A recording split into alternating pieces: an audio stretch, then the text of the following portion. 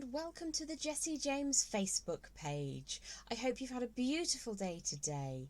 It's Saturday, it's noon on the eastern seaboard, which means, hi, I'm Jem, I'm here with you in spirit, if not live in person today. I've taken my son to look around the university today, so I've done a little pre-record for you. Now, last week we looked at all of those absolutely fantastic chakra bead strands, and we had a really good dive on into the depths of each of those beautiful strands. And I think we got to the point where this week the most votes went to the throat chakra strand, which is aquamarine amongst others, followed closely by the sacral chakra strand, which has got some glorious sunstone to it. So what we're going to do is create a really beautiful bangle together today, utilising wire and both of those gorgeous gemstone chakra strands. I'd like you to join me down on the board just so that we can have a closer look at those strands before we dismantle them and get cracking with our today's free wire tutorial here on Jessie James Beads. So here are the two strands we're going to work with today. When you buy one of the chakra strands from Jessie James Beads, you get one of these absolutely beautifully presented information cards with them. On the throat chakra, we are looking at promoting self-expression and a healthy internal dialogue. Well, my internal dialogue is often an external dialogue, as people that know me and spend time with me will absolutely understand. As a throat chakra stone, aquamarine is excellent for enhancing and aiding all types of communication. So these are with beautiful Dakota stones added onto the strand, as well as our supporting staff, which are the gorgeous spacers, bead caps, little bespectacled rondelles with those lovely rhinestones, as well as some cage beads on this one. The feature for me has to be the most beautiful aquamarine column beads. As I mentioned last week when I was here with you live, this shape is absolutely setting up for me to be a shape of the season. I can see lots of jewellery made with these glorious columns. Now the aquamarine here is absolutely stunning. You can see there's some flashes and silks in it, which is my favourite type of aquamarine. If you want to spend £40,000 on an absolutely flawless piece of aquamarine, you go for it. Beryl is a wonderful family of gemstones, but I love this silky, beautiful blue gemstone, one of the blue members of the beryl family. In addition to our throat chakra stone, we're going to work today with the sacral chakra stone, which features not only beautiful jaspers, but these again really silky and sumptuous sunstones. I'll show you the information card and then we will dismantle these strands even, and we will work together to create something not dissimilar to this little bangle, and I've made it so that it's nice and comfortable in wear. The sacral chakra is our central point for creativity, as I know everyone here is passionate about their creativity and sense of adventure. Sunstone instills good nature, whilst Botswana agate helps create balance and security, again featuring Dakota stones on the beautiful Jessie James Beads chakra strands. You've also got some very lovely little lava beads on here as well. Botswana agate is known as one of the most beautiful agates, and you will often have these almost chevron-like and swooshing like a fingerprint. It's a very, very beautiful member of the agate, and there are multitudes of agates, but the feature for me is these sultry, silky sunstones. So what I'm going to do is de-strand these now and pop them in a gigantic pile, because the most votes went for both of these strands to be used together. So I'm just going to cut those strands, and that's always a bit of a thrill, I'm not going to lie. I do also keep each of my tags that come with my chakra strands, because it enables me to refer back to not just the gemstones but also any of the other information that you receive on them. They're really, really beautiful. Can't recommend them highly enough. So let's have a look at what we're going to make next. The wire I'm going to be working with, it's just 2 gauges today. I have chosen to work with silver colour round copper wire, and it is from the Beadalon German style wire collections, and I'm just using 2 gauges, 18 gauge, which is equivalent in the UK to 1mm, and 26 gauge. For this one I've actually got some artistic wire, which is approximately equivalent to the 26 gauge, being about 0.4mm in metric. So it's a fine wire and a heavier wire. Now, one of the joys of 18 gauge wire is that it is heavy enough to be very functional, but it is light enough to be malleable, and that's why it's one of my favourite gauges of wire to work with. So I've just destranded the stones, and I'm going to pop them onto a long piece of wire, which is going to form the centrepiece of our lovely wirework bangle today. My bead order for my pre-prepared bangle, I will just show you now. It is mirrored on the main section. So one of those glorious aquamarine column beads sits centre point, and we're going to work together to create this crescent shape which highlights that centrepiece. And then either side I have selected the beads. So I have gone for a rhinestone spacer bead, bead cap, and a beautiful, it's almost like a soft version of a bicone but in gorgeous aquamarine and heavily faceted. Then I've gone for a daisy spacer, faceted round, daisy spacer, large, it's almost a topaz colour, crystal bicone, spacer bead, glorious Botswana agate, and then one of the smaller rhinestone encrusted spacer beads. I'm going to show you the technique again for creating that little wrapped loop at the end.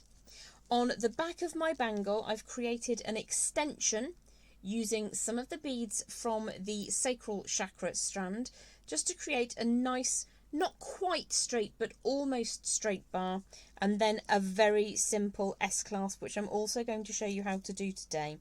So this can be changed in terms of how many beads you put on it depending on the size of the wrist involved. So if I just pop my wrist into the picture for a moment and fold that over, you can see that this is a bit large for me. So this is not created for me, it's a little bit on the large size. So this probably would fit a wrist around about 6.5 to 7 inches. But you can, as I say, just play around with a number of beads in the extension bar, and that will enable you to work on what size you need. And then we're just going to put a little S-clasp in the end there. So if I pop that in the top corner, what my plan is as I make through, I'll give you the information that you need for the wire, and you can organise the gemstones in any way you please. Any particular order you want, you go for it. So the next thing that I'm going to do is take some of that 18 gauge round silver colour copper wire, and this again is the German style in 18 gauge. I have around about 13 inches of that wire, and that's really just a little bit more than I need, but it gives me the flexibility to move things around until I am ready to finalise the size of my bangle. So what I'm going to do now is just thread my beads on, and then I will come back to you. So I've threaded on my chosen beads for the central section, and as I say, we've got rather more wire than we actually need. Now what I want to do is just turn a small loop at one end, like so. I'm just going to rotate my pliers around just to make a small loop, and this is going to act as a bead stopper, just to stop everything from flying off. At the other end, I'm going to do the first of my wrapped loops, and this is just to try not to waste as much wire as possible. So I'm going to turn a right angle about 1.25 inches to 1.5 inches from one end. Just turn that over, and then pop in with those round nose pliers to create a circular form like so. draw the tail all the way over the top and around so that you end up with that round form just on the end, and it needs to be centralised on the end there. So I'm going to flatten that down like so. Make sure that I'm happy with that shape. Now, because I want to put an S-clasp into one of these ends, haven't decided which one yet, I need that round form to be quite large. So if I just pop those pliers back into position, it's all the way down at the base of the pliers where that size is set. And it just means that when I create an S-clasp, it will fit really neatly. And also, if you wanted to use a different or a ready-made clasp, you absolutely can. So I'm going to grab a hold of the end there and just rotate the tail of the wire around the main core. I'm going to do that a couple of times. A minimum of twice, really, to make that nice and safe and strong. And then I'm going to just pop in there with the flush side of my cutters as close as I can to that central core. Pop that in the scrap pot for recycling, and then just squish that down so that it sits smoothly in a circular rotation. So we now have the main body of our bracelet, and I've gone for a different bead order on this one. And you can see that we have around about, let's just bring some pliers in, pliers? That's definitely a ruler. So that central section is just over 4 3/4 inches in length. It doesn't have to be an exact size because you can change up what size wrist this will fit with that extender bar on the back. So you could, if you wanted to, get all of these ready if you make to sell and if you go to fairs, you could have the central section all ready because the process to add in an extension bar at the back is quite quick. Whereas this part is a little bit slower. So you could make these actually for your client on the day just by adding in that extension bar to make it fit their exact wrist specifications. So I've threaded on certain beads. The key here is that I have added the beautiful warmth of the sacral strand either side of the sultry silks of that aquamarine centre point. I'm always going to use one of these aquamarine column beads as a central feature. So as I mentioned at the beginning of today's video, I'm not here in person today. I'm leaving you with a pre-record. What my intention is to drop in on the comments just the very nanosecond I get home from the university, and I will sit in, and if there are any questions or comments that you need to have addressed, just tag me or mention in the comments and I'll pick that up just as soon as I possibly can. So we have that central column bead in the middle, and then we've got loads of space to play around. The next thing I'm going to do is put this out of the way and bring in 2 strands, or 2 lengths rather, of again that 18 gauge wire. Now this is far more wire again than I need, and I'm just going to warm that central section. If I show you first what we're going to make, then we can crack on and I'll show you how to achieve it. So we're going to make a little horseshoe, or a little, if I turn it up the other way, a little rainbow or a little crescent moon if I turn it that way, whichever way you want to think of it. We've got a slightly smaller rounded form on the inside and a slightly larger rounded form on the outside. This is going to sit over that column bead at the centre of our bangle.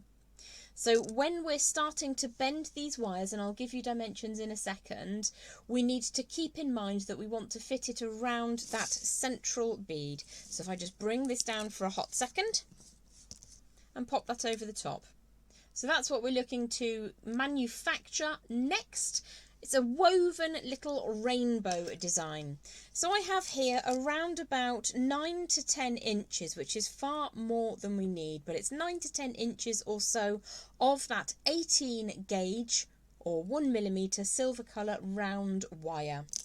To help me make those shapes, I'm going to bring in my ring mandrel. A round form of any description would be helpful, but a ring mandrel is ideal, and this is available at Jessie James Beads. It will help you get a nice smoothness. You will need to slightly adjust it once you've got that shape in position anyway, but it's a great place to start. So if I just line up that mandrel over the top I'd say that if our column bead in this instance was going to wear a ring, it would be about a size 7. So I'm going to take it up to about a size 8 and just draw the wire around to give myself a start point. So I've just got a lovely circular form to begin with. The next thing I'm going to do is open out that shape. So you can see where those wires, it's almost like a teardrop shape. What we want to do is just rub that very, very gently to open it up on either side, like so. And we do have far much more wire than we need here. You probably only need about 6 inches or so, to be honest. But I've gone for a little bit more than I need, just because it's what I had to hand in my scrap pot. So what we need to do now is warm the centre of the second section of wire. Now, if you don't have a ring mandrel, really any round form will do. A small torch, the lid on your nail varnish, or perhaps even a hand lotion tub, something like that, just to get you started with that round form. So I'm going to take this one up slightly larger and let's go with a size 9, shall we? And pop my ring mandrel back out of the way. The same thing again, we're going to just open out that design, and all I'm doing is using the heat of my body to just warm that wire gently to enable me to open those forms up. So I think that needs to be slightly larger anyway. What I'm going to do is just lay one over the top of the other and show you what we're looking to create. This is really the essence of what we're looking to make. You could have those two wires slightly closer together and it will look much like this piece. So if I just draw that up like so, that's the kind of effect you'll get if you have them that little bit closer together. If you want to recreate the piece on the board, you'll see that I had them slightly further apart. They're not vastly different in size. One is just slightly more opened out than the other. You could go for a size 7 and a size 8 and then just hold them like so, or you could do them both the same size and then very gently tease one of those apart so that it just fits your ideal. What I'm going to do now is just push the bangle out of the way, bring the piece we're working on together here into position and just see how that fits. What I want is for the inner of those two wire forms to sit either side of the end of that column bead of aquamarine. That's not looking too shabby. It could perhaps be slightly closer together. So what I'm going to do is just pinch that very, very gently before opening the form out slightly at the base. Drop that back over the aquamarine. I'm quite happy with how that looks, so we're going to proceed. So again, this was your 18 gauge or 1mm wire. And what I'm going to do is just very carefully coerce these two pieces of wire so that they nest. You will need to bring your outer one in so that it fits neatly, and that's what we're looking to do. We're going to wire these two forms together. If it helps you to make these much shorter, then please by all means do. As I say, these were just some lengths that I had available in my offcuts pile, so I'm just going to trim them down slightly, creating yet more offcuts for the offcuts tub. So let's just trim that down, and it probably would be around 6 or 7 inches. Let's get that one done. And then that one, it'll be much easier to demonstrate to you if they're not overly long. So again, with a design like this, referring back to the size of the bead is smart, because with handling wire will sometimes just loosen up slightly, especially if you make a specific size on a ring mandrel. Quite often it will just spring out slightly, so warming your wire before working it is always smart. The next wire size that we're going to work with is 26 gauge. I have some artistic wire. German wire would be just exactly as useful. I'm just going to warm up the end there because it was slightly kinked. If you do find that the very end bit is a little bit naughty, it will pay you just to lose a very small amount of wastage, make your life slightly easier. So again, I'm just going to push the beads out of the way for a second. That's what we're working to fit around this lovely column bead of aquamarine. And we're going to size up what we're trying to achieve, and what we're trying to achieve is a woven segment to highlight that central aquamarine. Now, to graduate the weave, what we're going to do is a basket style weave, which is akin to a figure of 8.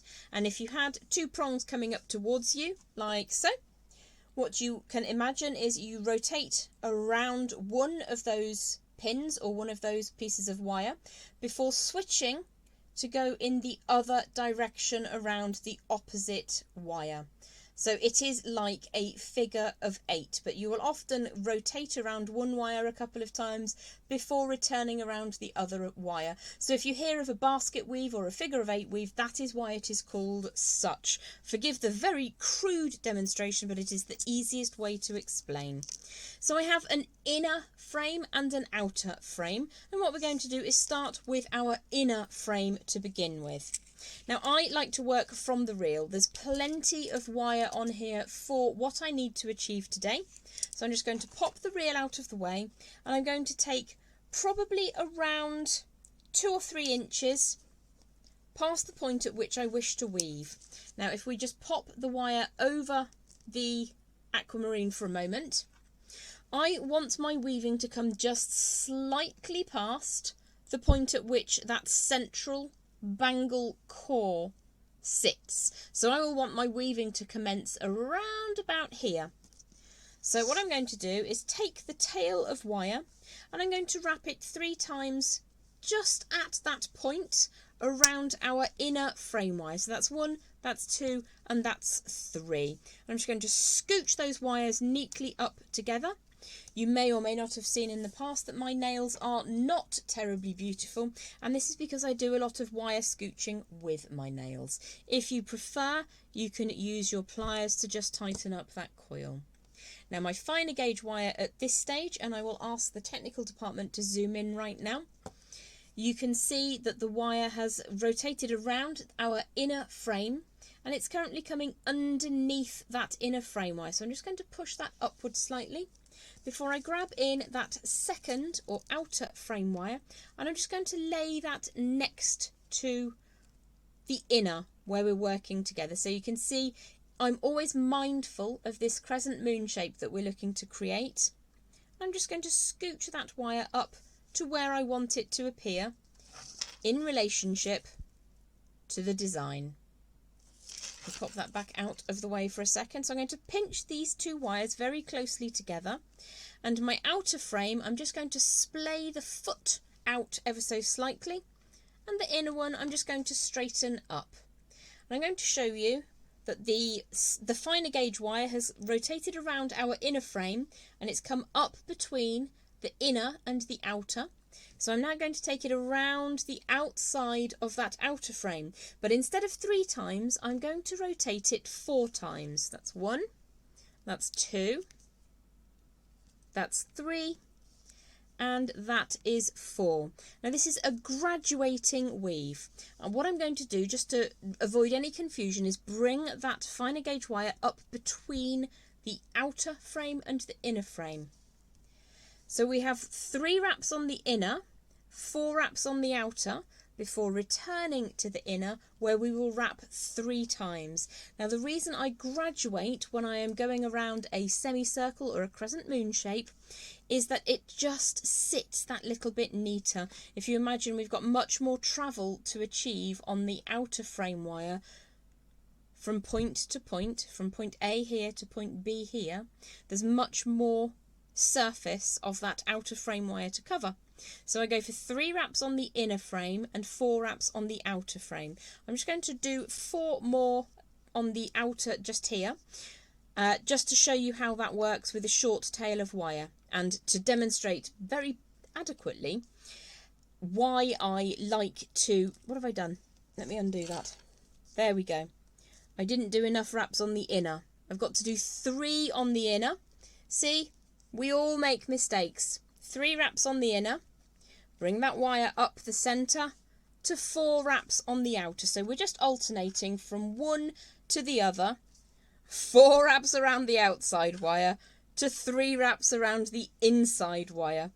Oh my goodness. I'm going to leave that in the video. I could rewind and cut and pretend that that didn't happen, but I want you to see that we all do mistakes, and as long as you've got your brain on, It's absolutely fine because you can quite often rectify that. So I will just refer again to where I want the bead to sit in relationship to the weaving we're doing. So I know that that wire weaving that we're just attempting at the moment, that's pretty much where I want it to end. So I'm going to do the 4 wraps around the outside, and when you have a short tail of wire like this, it gets tricky, which is quite often why I like to anchor on and then move in the opposite direction. So I'm using my pliers to help me just get that last of those 4 wraps. So that's 1, 2, 3 and 4. So where that passes underneath, I'm just going to trim the excess away. Let's get rid of that section of offcut.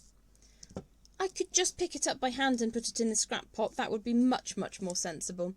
I'm just going to tidy up where we cut that off by rotating gently around that coil to make that nice and neat and tidy. So what we're going to do is continue with this weaving pattern, 3 coils around the inner frame to 4 coils around the outer frame. I'm going to flip the design over now to show you how to continue working with the segment that is attached to the coil of wire, or to the reel of wire if you prefer. Now I'm just going to pop my pliers. What I often do is I have my coil or my spool of wire and I weight it with something, because otherwise it gets dragged all over the place. So I've got a good foot of wire here unspooled, but I'm weighting the coil down with a pair of pliers or whatever you have to hand whilst I continue with my weaving pattern. Only I just need to grab those for a second to tidy that last neat bit of wire away, like so. That's much better. So what I need to do is apply a firm pinch with my non-dominant hand to stop this from moving up and down. If you look at the moment, it's very, very loose. It will only become firm and tight and tied into position by you continuing the weave around that crescent moon shape. So I'm going to make sure again that I've got the size correct. That looks pretty decent to me. Pop that back out of the way. And I'm going to pinch very firmly with my non-dominant hand. You could use a ring clamp if you struggle with grip. I'm going to rotate 4 times around the outer of those 2 wires, the outer frame wire. That's 1, 2, 3 and 4.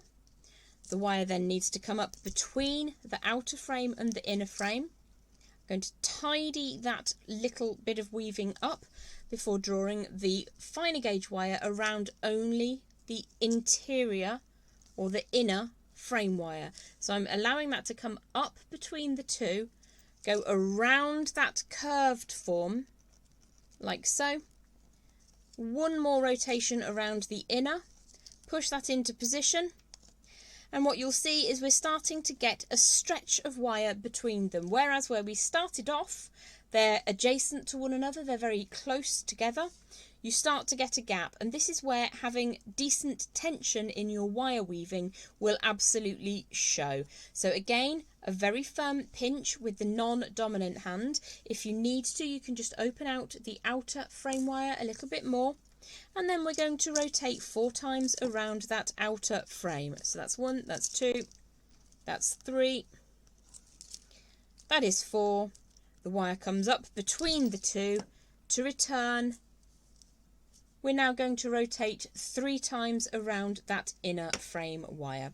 So rather than you sit and watch the whole thing, this is what we are aiming for.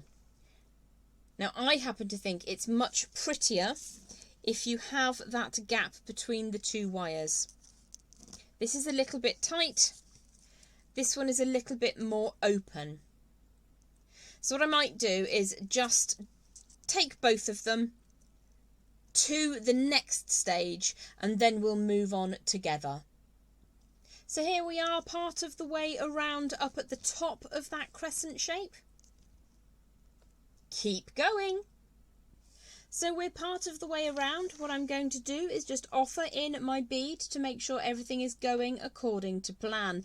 If you get to here and things are going slightly sideways, it's better to stop now, start again, than to get all the way around and realise that actually it's hopelessly incorrect. So often stop and often check, and in that way you will waste less time, you'll learn more, and things will move forwards in a more productive manner.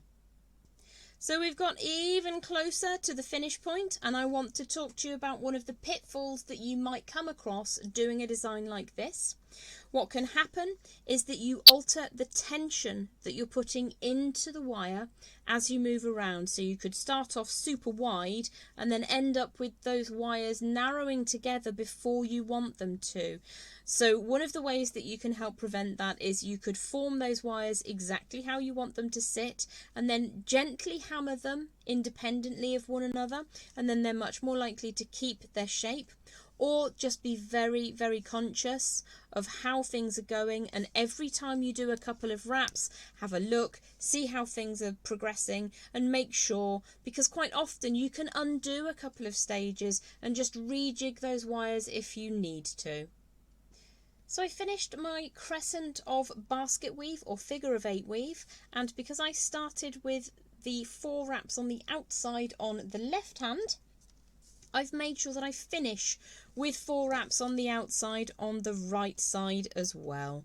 So I'm just going to make sure that that's as neat and tidy as it possibly can be, before just getting those wires just a little bit warmer for a moment more, just so that I can get some nice fluidity into the wire.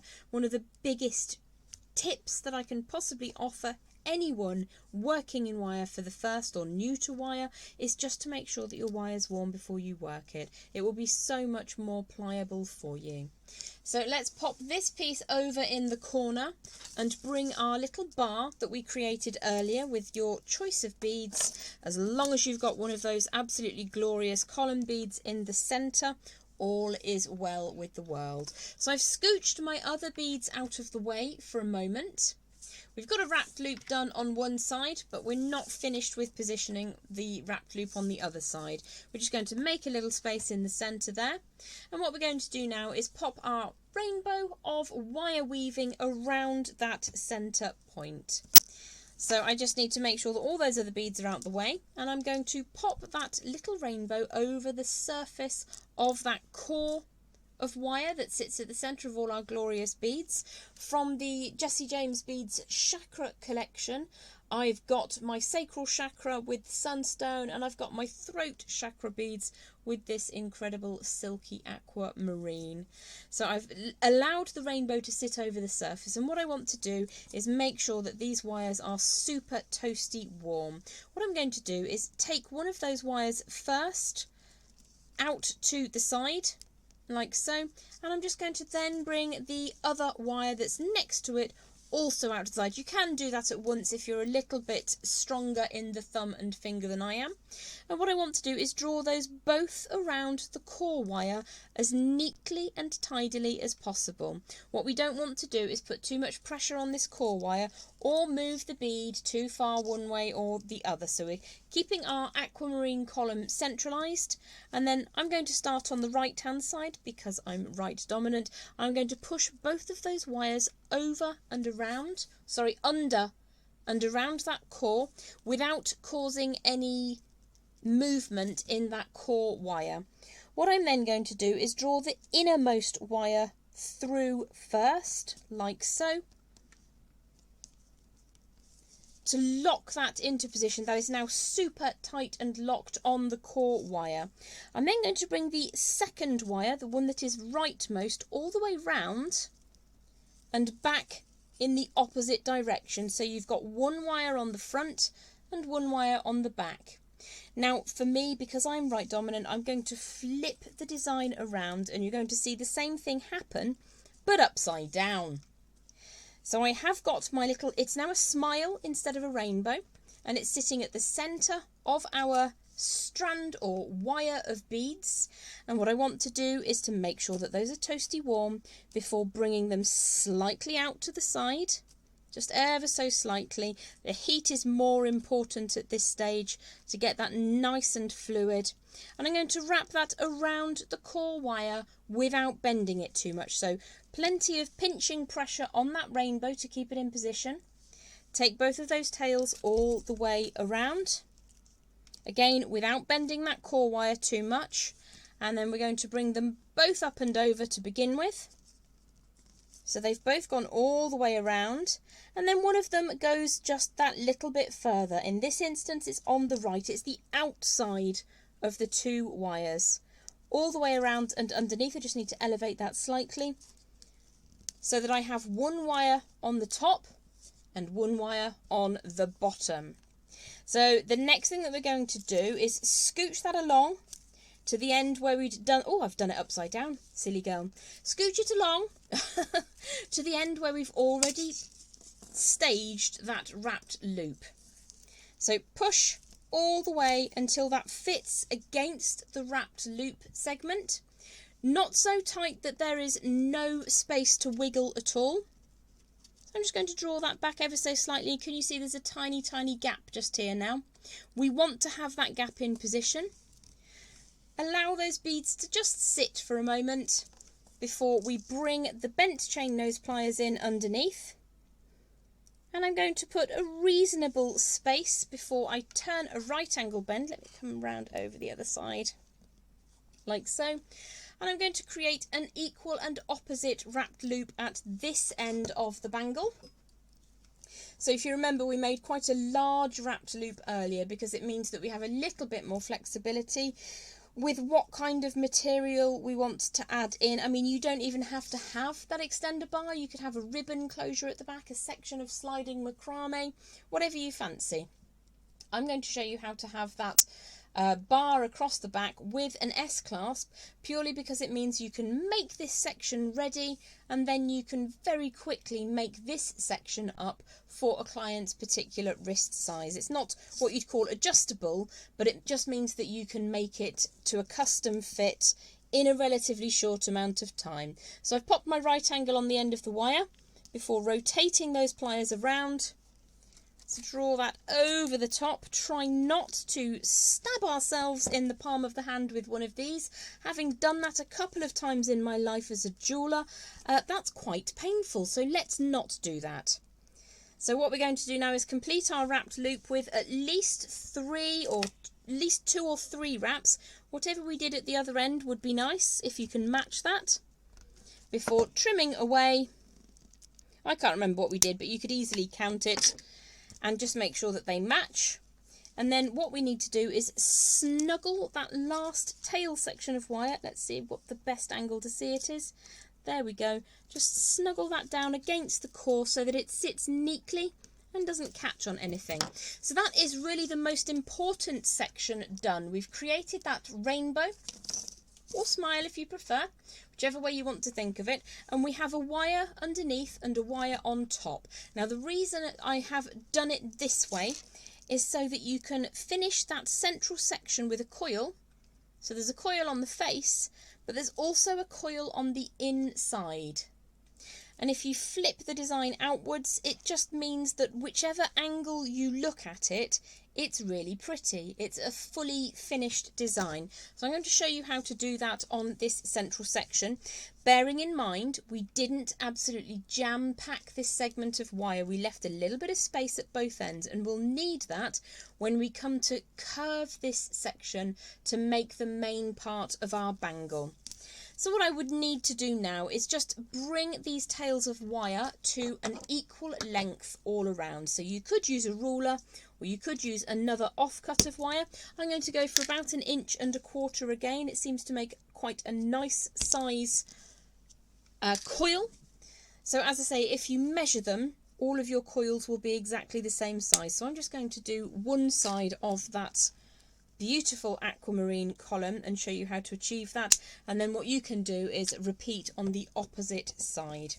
So let's go for this side, because again I say I'm right dominant. So I'm going to warm that short section of wire, knocking the camera as I do, obviously, because it's me and it wouldn't be the same if I didn't. Pinch the very end of that wire with the very end of your round nose pliers, rotate that around. Get that good and circular before switching out to my flat pliers. These are my bent chain nose pliers, and I'm rotating that inwards towards the column bead, and that's because our wire is sitting outside of the rainbow. So we want to bring that circular coiling form over that section of rainbow, where it begins and where it ends, as it were. So that's our pot of gold. So let's just give that a bit of a squish. I slightly massacred that coil. I'll do better on the next one, I promise. So let's flip that design over. You've got another piece of wire, and you can see that from this angle, it's just a little bit less pretty. So again, we're going to be coiling the wire inwards towards our beautiful aquamarine column bead. Grip the end of the pliers, sorry, at the end of the wire with the very tip of the pliers. Start rotating that around. So you get your circular form and you withdraw those pliers. Switch out to your flat pliers. They could be chain nose, they could be flat, they could be stubby nose. As long as the two surfaces that come together are flat, it is all good. Now, the smaller the movements you make when you're creating coils, the better. The slower you go, the better. So this one is going to be slightly more controlled and gentle. And then I'm just going to take my pliers and push that into position over the start and finish line of that rainbow. So we're looking at the underside. If you look at the unfinished underside, just slightly untidy. If you look at the finished underside, that's nice and neat. You've added a coil on both sides. So that's the main part of our bangle tutorial today, and what we would need to do next is to create that into the arc that sits over the back of the wrist. So if I just undo my jointed bangle and pop that into position. Did you see the flash on that aquamarine then? Wow, that's astonishing. Beautiful. So what we're looking to do is to fit this over the back of the wrist so it is comfortable in wear. And then the extender bar is what's going to decide the size and make it comfortable underneath. So you could go for very teeny tiny beads on this section, or as I mentioned earlier, you could simply macrame with some satin across the underside. If you work in an office and spend your life using a keyboard and mouse, I would often suggest either using ribbon, very fine chain, or soft macrame for this section, and then you have a very showy bangle on the back of the wrist, but very, very comfortable to allow your hands to come down flat. So let's pop that back out of the way for a second and bring our stunt bangle into position. So what we're going to do is just very, very gently make sure that we have that little bit of space and start bending the bangle by hand. When I'm working with beautiful beads like these, I won't use a mandrel to form this shape. I will go by hand and use my fingers to create this form, because I can feel those beads, and if there's any tension or shatter risk, I'll feel it before it happens. One of the joys of these beautiful beads is that they have a bit of give. The bead caps, rather. They're squashy. Squashy is not a word. Squashy. They are flexible. So if you didn't leave quite enough space, they actually will take up some of the slack for you. So we're just going to form that around by hand until that fits over the back of the wrist. And as I say, if you're making this to sell at a show, for instance, then having just a general idea of what that size is perfect. And then you can add the next bit in as and when a client shows interest. So to create that little extender bar, I'm going to grab one of those offcuts that I put away earlier. If I could find it, I've dropped it on the floor. That's just about right for me. So again, I'm using the 18mm. 18mm, gosh, that would be very heavy wire. The 18 gauge wire, and it's just an offcut size, really. And what we're looking to do is just to create a little extender bar. This is a glorified rosary link. So let's just grab a couple of random beads from the strands that we're working with today. So I'm going to make a much smaller extender bar this time. This is far too large, so I'm going to make a smaller one. So let's put one of those beautiful beads at the centre. And then either side of that, I think we'll add a Botswana. One here and one here. like so. So what we could do is just put a wrapped loop on either end. That's in fact exactly the same size. I am just that clever. What I will show you is how to, instead of creating an S-clasp, I might do a wrapped loop at one end which attaches to my bangle, and then a J-hook at the other end just as an alternative. And I'll show you an S-clasp on a future tutorial. They're very, very simple. So I'm going to just support those beads on the 18 gauge wire, and this was only about 3 inches. I'm just going to turn about an inch from one end, a right angle bend. You've seen me do these several times. This is just going to be a wrapped loop, so turning a circular form around like so. And in a moment I'm going to add that onto the bangle that we created together today. At the other end, I'm going to create a J hook. Now, a J hook is basically one end of an S clasp or an S hook, and then the other end is usually a wrapped loop. So let's just give ourselves some space between the loop and the bead. And what I'm going to do then is put an angle like so, just to stop those beads from slipping off. So I'm going to pop my wrapped loop into position. So slide that loopy section onto the end of your bangle, and then we're just going to support the circular form and draw that tail around. So this is basically the same as rosary linking. Let me try and get a better point of view for you to see that. So I'm supporting the circular form without squashing the wrapped loop on the main bangle and without squashing where the wire crosses over the core. So I'm just going to draw that tail around real quick. Wrapped loop, you want to have at least a turn and a half to 2 turns going around. I'm going to trim that away like so.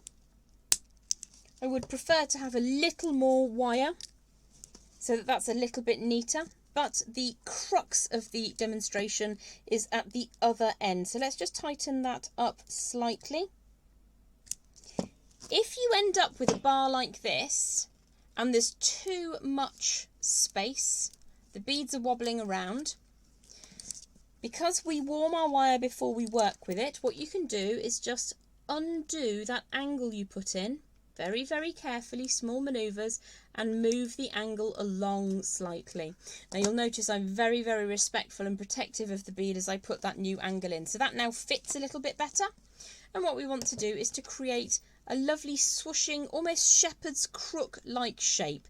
So I'm going to make sure that that wire is nice and warm before I draw it around. You could use your bail makers. I'm just going to support it with my round nose pliers whilst I bring that into shape. And you can see it's a little bit like one of those earring findings, a little bit like a shepherd's crook earring finding. I'm going to trim that away a little bit, like so. I'm just taking a tiny bit off the end there before I grab a hold of my round nose pliers and just roll that end bit back. Now it just needs to be a very tiny form on the end there. So what I tend to do is get a half circle like so before just straightening that out and squishing it down. So I'm not doing a complete loop on the end, it's more like a squashed loop. And what this can then do is sit inside the hoop, the wrapped loop that we created on the other end, and in that way you've just got the beaded bar with a connector, as opposed to a beaded bar which is rosary linked on either end with an S hook. Depends on how much space you want to take up. What I will probably do with this piece is undo the S clasp. I'll probably remake this section as a J hook, because then that will fit perfectly. That will be the right size. Or you could go for a very tiny clasp in there if you preferred to. I will show you how to make the S clasp now, because I said that I would earlier on at the beginning. Let's just find another piece of... I do have a piece of scrap wire. Go me. There we are. So I've got a piece of scrap wire. What I'm going to do is to make sure that both of those ends are trimmed neatly, so there's no jagged edges on here. Nice and neat and tidy. And what I'm going to do now is rotate a very tiny half loop back on one end. So you see I haven't closed that loop up at all, and I'm just going to crush that down. So squish gently, gently, and then flatten before warming the wire out, getting it nice and straight and ready to work. So you can see that my small squashed loop is on the underside of this section of wire. So I wanted to do the same thing in the opposite direction. So on my left, it's underneath. That means on the right, I need to create a small squashed loop on the upper side. So I've created almost like a circle shape before very gently giving that a bit of a squish to flatten it down. You might need to find a particular way to grip a hold of that if it's rotating in your fingers. Just squeeze and a squish and make sure that that's nice and flat. If you are struggling with hot fingers like I am, you can use a second pair of pliers to get a better grip on that until it is nice and flat like so. What we then need to do is find those round nose pliers, and we're going to create the S-clasp shape. So to do this, I'm going to take my round nose pliers about 3/4 of the way along and just start rotating that around. You can modify that by hand if you need to, like so. So you've got a shepherd's crook with a squashed loop on the other end. And I'm going to do the exact same thing again. So start rotating that around until that comes back on itself. So very, very simple to make. If you are lacking in a finding and you need to create a quick clasp, the S clasp is one of the easiest ones to use. Now I have a way of holding this flat. I'll be able to more effectively close up those ends so that they don't snag your skin. The reason that it's tricky to do when it's on a straight piece is that the wire will want to turn around, because it's easier for the wire to turn than it is for it to be squished. So there is your very, very basic, very simple S-clasp design. So you can make this with or without the extender bar, the beaded bar. Here's the one we made together. Or you can pop a beaded J hook on one end. They both work equally as well. Or again, you could have macrame if you prefer. So there you have your throat and sacral chakra bead bangle with that beautiful rainbow or smiley face design to highlight that gorgeous aquamarine column bead. I hope that you've enjoyed today's tutorial here on the Jessie James Facebook page. I'm Jem. I'm coming to you from the United Kingdom. I will be popping on the comments just as soon as I possibly can to catch up with any questions that you might have about today's tutorial. Have yourself the most beautiful day, no matter what it is you're getting up to, and I look forward to seeing you again very, very soon. Bye.